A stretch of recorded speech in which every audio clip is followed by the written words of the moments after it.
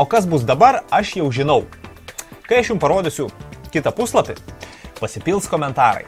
Ir vėl laida apie Apple. Bla, bla, bla. iPhone'ai, iPad'ai, bla, bla. Bičiuliai, ką aš galiu padaryti? Mėgstu aš tą obuoliuką. Mėgstu. Tarpu aš dirbu su žmogum, kuriuo jūs nematot. Kuris yra, va ten, jis yra už 5 metrų. Jis sako bla, bla, bla. Jis tada bliauna ir rėkia, kaip jis nekenčia ir nori, kad uždraustų šitus prietaisus.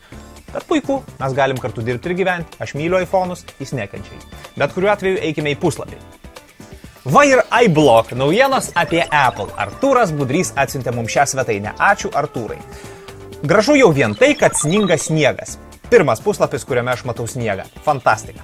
Yra naujienos, gražiai pateiktos apie Apple reikalus, iPad'ai, iPhone'ai, Steve Jobso knyga, bla bla bla bla bla bla. Ką čia dar galima padaryti? Apie iPhone'o nulaužimą paskaityti. Gal susirasti iPad'o darbalaukį. Žodžiu, kol kas netaip ir svarbu. Jeigu jūs norite paskaityti apie Apple reikalus, pačius naujausius ir kažkaip prijaučiate šiam prekės ženklui, tai iBlock.lt yra vieta jums. Come on, neberašykit piktų komentarų, gerai? Nu, jei man patinka, aš pristačiau. Mes internete darau, ką noriu. Haha.